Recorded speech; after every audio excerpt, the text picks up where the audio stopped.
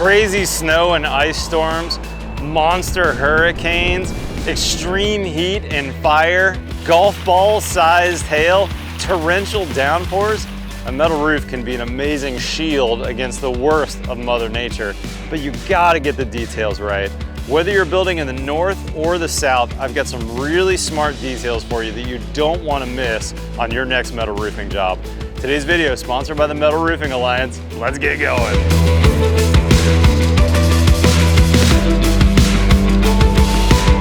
All right guys, metal roofs. I put a lot of metal roofs over the years, really more metal than any other type of roof. And they can be super bomber, but you gotta get the details right, and that's what we're gonna talk about today. Before I actually get into the details of the metal and all the accessories, I wanna talk a little bit about the substructure first.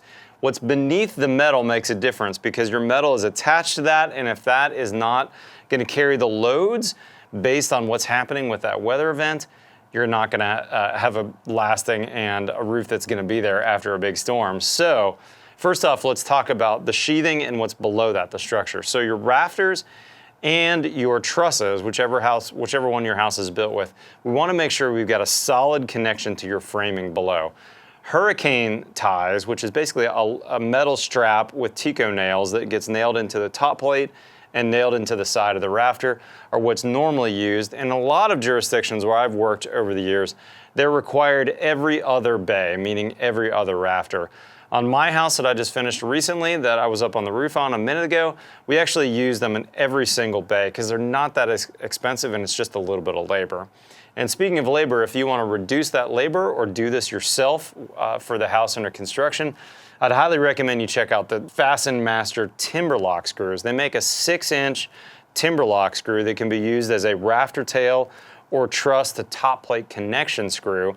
And you could just use that with an impact gun, or if you're doing it more often, you can actually buy a specific gun that they make that pops those things right in. And that's gonna put a solid connection there much faster. Next, let's talk decking. This is the sheathing that's underneath your roof. I'm a big fan of the Huber Zip system because it's got a waterproof coating on it already, and their tape system can be rolled out by the framers so that immediately I'm waterproof under construction or under a remodel or even in a re-roof if there's a redecking going on. But that comes in a couple different sizes. That's gonna come in 7/16, half, or even 5/8. And in my house, I upgraded to the 5/8 and I taped that immediately. Now you notice if you look at my house under construction, I have some extra rows of tape.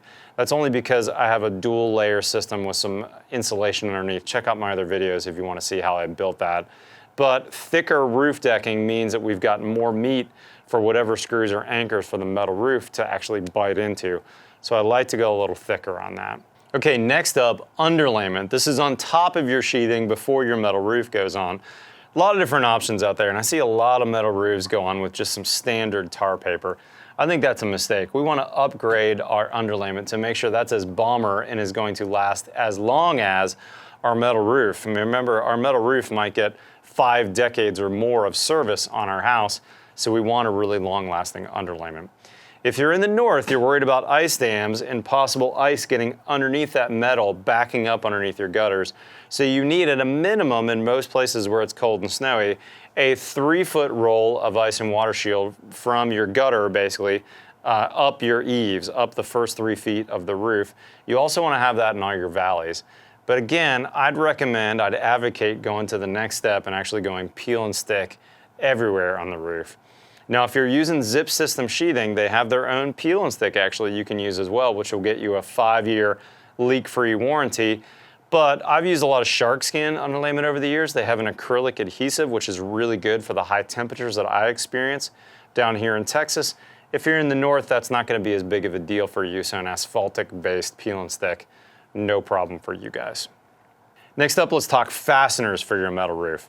Now, if you think of the kind of classic metal roof that's a screw-down metal roof with an exposed fastener, you're gonna see this type of fastener. This fastener has a gasket already on it. This is an EPDM washer that's gonna get kind of adhered to or pushed into the roof, I should say, when it gets screwed down. The screw itself are typically zinc coated, and the washer I tried to find the exact life out of these. There's a lot of different experts that are chiming in on this, but I think you're only going to get about 20 years life on these before you're going to start experiencing, if nothing else, UV degradation on that. So I'd highly suggest that if you have a screw down roof, you want to think about probably every 20 years or so prophylactically removing those screws and replacing them. Even better, I would go with a roof system that doesn't have any fasteners showing. I've seen a bunch of different gorgeous samples of metal roofs that look like shingles, that look like clay, or the classic standing seam like I have at my house where you don't have any fasteners showing. That way we're not worried about fasteners rusting and we're not worried about possible leaks in the future. Next, let's talk ventilation. You can, in most areas, put your metal roof right on top of that underlayment, but that's not best practice. It's going to be best to move that metal roof off the deck, space it off the deck, so that there's some drainage and drying underneath that metal. And there's a bunch of different ways you can do it. One easy way to do it is with a bunch of the 3D mesh products that are in the marketplace. Keen Building Products makes several different versions that vary in thickness that are going to space that metal roof off for ventilation. At my house, I also did some 1x4s on some of my steeper pitches so that it was easier to walk on.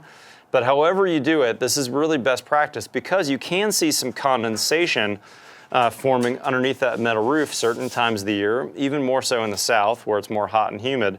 And we want that condensation to be able to drain and dry out. Also, in a couple decades from now, if I develop a leak somewhere, now I've got somewhere for that water to go out and for air to flow in and dry it out. So I might even have a minor leak that I never know about because it doesn't leak in the house. It's just leaking on top of my underlayment. So in fact, it's not a leak at all. Ventilation is a big deal. I highly recommend you look into the options for your area and choose either a ventilation mat or potentially a solid material that will elevate your roof over the deck. Okay, next up, curbing and roof jacks. This is a big deal. On a metal roof like my roof, I really only have one penetration for a roof jack in my entire house. And if you're building a house, I highly recommend you talk to your plumber about consolidating your vents, and we want as few penetrations in the roof as possible. I try never to vent a dryer through the roof.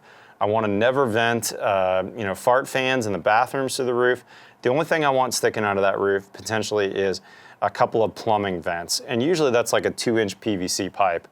Now at my house, the plumber did an amazing job. I kind of said, look, Clint, I want you to consolidate all those so I only have one penetration in the roof. And if you go up in my attic, you'll see we did a lot of work to make that happen, but I only have one spot. Now where that pipe penetrates the metal, two things I want to mention. We want to try and bring that pipe as high to the ridge as possible, especially important if you're in the north, because if you get a bunch of ice and snow on top of your roof, and that pipe was sticking down closer to the eave, if I have what they call an avalanche event, where all of a sudden a bunch of snow and ice flows off the roof all at once, I actually could rip off my jack and potentially my pipe, and now I've created a leak after things start to thaw out. If it's at the ridge, you're going to have less option for that. Now there's a couple different options for jacks as well. If you're in a shingled roof, you have a jack like this that you can actually integrate into your shingles, and you've got that shingling effect with gravity. You don't have that on your metal roof. You're a little bit more vulnerable on your penetrations, which is why I like to reduce them. But the two big options in the marketplace are going to be EPDM, that's this gray one here, but you also might see it in some other colors. And then if you see a red one, this one's silicone. This happens to be an Australian company called Dex, and they seem like they've got kind of some of the best reputation in the industry for these. But check this out, the EPDM one is rated from minus 122 Fahrenheit to positive 239 Fahrenheit. That's a pretty good temperature range for this EPDM. By the way, EPDM is paintable as well, so if we wanted to paint this to match and paint the pipe to match, that's kind of nice. On the other hand, if you're in the south or if you're in a fire-prone area, check out the stats on this silicone, on this red silicone one. Minus 122, same as the ETM, but as much as 392 on the positive. And actually, I saw a number in the 400s for these for short-term events. which means if you had an ember or a spark that landed on this, it wouldn't ignite because it's really, really high temperature. So I'd highly recommend, if you're in the South, use these. Now, your screws that are going to screw these down are really what's adhering it and holding it, but it's that bead of whatever you're using for sealant underneath here that's really doing the bulk of the work and making sure that water's out. So you want a good high quality bead of a high quality sealant under there. And the reason why it's under and not over is because if it's underneath, it's in the shade, it's never going to break down from UV damage. If we came and screwed this down and then caulked it later, that caulk is going to break down no matter how awesome your sealant is, like Lexel. Eventually those UV rays are going to degrade it. So we want to make sure that we've got a nice high quality bead underneath there before it goes down. Okay, next tip, skylights. You don't want to do deck mounted skylights. You want to do curb mounted skylights like here at my house. See how these skylights are elevated up off the deck? I actually have, it looks like about an 8-inch curb that these skylights went down on. You don't necessarily have to go quite that high, but the benefit of elevating those is, look, I have some leaf buildup here that I need to clean off with my broom. But by having that curb, if we had a big downpour tonight, water wouldn't rush over top of my skylight flashing and get leaked into the house because I've got that curb. It gives me some forgiveness. It also allows the roofer to put this big flashing on so that I've got this nice amount of forgiveness in the skylight install. So if you've got a re-roof situation, you have deck mounted skylights, meaning the skylights are right here at the rooftop level. Replace those skylights, especially if they're 10, 15, 20 years old, and replace them with a deck mount. If you're building new, don't do deck, always do curb mount. You want at least a 6-inch minimum curb up there. Bring those skylights up, it gives you a lot more forgiveness. Okay, next let's talk about snow and ice. This is a big deal. That avalanching that I talked about earlier, that big rush of snow coming out, that can cause damage to your property. It could even hurt or potentially injure you if you were coming out of your house. If you've got a smooth metal roof, like a standing seam roof like you saw at my house, you definitely want to think about some snow dogs or ice dogs. This is basically a metal piece that's going to clamp on and make sure that that snow load is kind of held back from avalanching out. I would recommend no plastic ones and no adhered ones, nothing that's going to use adhesive. Those just are not going to work. The other thing you want to know is don't just put these underneath door openings. You really want to put these over your entire eave if you're in a snow zone so that that entire load is held back, not just right where your doors are. The last thing that I'd mention is these panels that I've got here are kind of smoother metal, but you can get a stone-coated roof as well. I don't have that sample in front of me, but stone-coated metal might be a good option for you if you're in a snow zone as well, because that stone will give something for that ice and potential snow to adhere to and keep that avalanche, that quick slide off from happening. So that's another great option, is a stone-coated metal roof. Okay, we mentioned hail earlier. This is a big deal, and it's really why I really like metal roofs, is for its hail resistance. Now, metal is going to come in a bunch of different gauges, and if you look at this kind of shingle-looking roof, this is a thinner gauge product. This is stamped, which is good because it's going to not only resist that hail a little better, but if we got a hail dent in this, you're not going to see it. But my preference that I've used a lot is standing seam metal, and with that, gauge means a lot when it comes to hail resistance. The two main gauges you're going to see on houses is 24 or 26 gauge, and I always opt for the 24 gauge panels. You also have the option to either go smooth or go styrated. Now, this is a little bit of a nuance and really more of an aesthetic look, but if you go styrated, it's going to help you with that kind of oil canning effect, that expansion and contraction that happens with the metal, especially in the heat and cold cycles. So if you're concerned about that, go styrated. I've done that a lot over the years. However, at my personal house, I opted for smooth. I'm the homeowner and the builder. I knew what to expect and what possible oil canning could happen. So I'm okay with that. I liked that smooth panel. Now, a quality metal roof is often going to earn a Class 4 impact rating, and that's the highest level protection against hail damage. You want to look for a UL 2218 standard on that metal, and that's something you can actually ask for. The big deal with metal is it's very, very resistant. I had one of my very first houses I did with metal. that went through somewhere between a golf ball and a softball or baseball sized hail. And after the storm, I called that homeowner and said, "Hey, Bill, how did we do?" And he said, "Matt, the SS Reisinger did great. We had no damage." That was a 24 gauge roof. We had a little bit of pitch too, which helps rather than a more flatter roof. And I'll tell you what, after that, I was sold on metal because we get a lot of hail issues in the south. And of course, you get a lot of hail issues in the Rocky Mountains and even in the north as well. The last thing I want to mention on hail and kind of thinking about wind and severe storms, I really like that sealed roof deck that we talked about earlier. Check out my other video where we talked about the fortified roofing program. But the beauty of metal is it's going to be screwed down. It's going to be much more resistant to that uplift. However, talk to your installer, talk to your roofing company about securing it in a way that's going to meet those standards to be more resistant to wind uplift. If a big enough hailstorm comes, you could get some cosmetic damage, but it's not going to penetrate the roof. An asphalt roof, on the other hand, you regularly see damage and those things actually getting ripped off in those kinds of storms. So metal's a much, much better choice when you're worried about severe weather. Okay, let's talk about extreme heat for a minute. I'm down here in the south, and I think metal's a great choice for extreme heat for a couple reasons. Number one, we can get a cool rated roof where we're going to have a lighter color that's going to reflect the sun's rays back. But the other thing to know is if we have a ventilated space underneath our roof and the roof is light on the underside, let's use this Galvalume looking shingle as an example. The Galvalume is going to act as a reflector for the sun's rays. But look at this, we also have a light colored, almost a white backing on here. If this has an air gap underneath it, this is going to act as a radiant barrier. So even if your house doesn't have radiant barrier decking, your roof is going to act like a radiant barrier as long as you have an air gap behind it.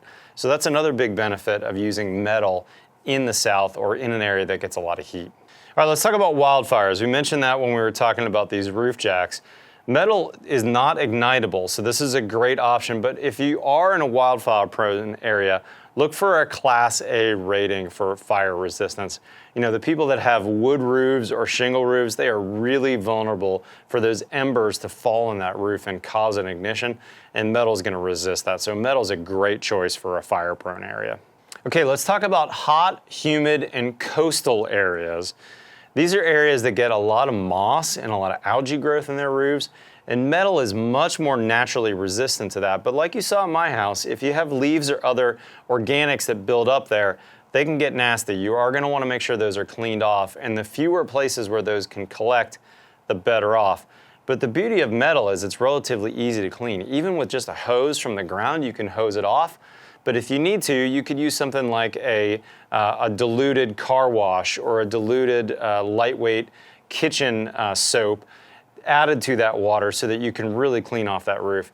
And they're going to be much, much more resistant in general to algae and all those other things that tend to plague some of the shingle roofs. The last thing I want to mention is one of the reasons why I like standing seam in particular is a lot of my houses I'm looking to add solar either when the house is finished or in the future for my homeowners. And the beauty of a metal roof is we can clamp onto those ridges and not have to penetrate when we add solar, such that every time a hailstorm comes through Texas, anybody that's got a shingle roof with solar, they have to pay someone to remove that, remove all the shingles, put the shingles back, and then put the solar back and hook everything back up. Oftentimes there's even another inspection that's involved. Plus, every time those solar panels are installed, we've got a bunch more new penetrations on that roof. They need to be sealed and caulked and all kinds of other issues that could end up being a future leak potential. When I can clamp down to metal, so much better. So if you're thinking about solar in the future, metal is a great way to go, and in particular, standing seam metal I really like. All right, guys, to wrap this up, metal, this is a great choice. There's a lot of options for you out there. I really like the efficiency, the durability, the longevity, and that shield, that armor for your house in crazy weather. On the negative side, though, you are going to spend more than this than, some other roof options out there. This is not your least cost option, but I would advocate that it's your best cost option. And I'm always looking to do a better house, a house that's going to be more long-lasting, more durable, more bomber against the worst of Mother Nature. Big thanks to Metal Roofing Alliance for sponsoring today's video. For more information, I'll have a link to their website below. Follow me on Twitter or Instagram. Otherwise, we'll see you next time on the buildshow.com.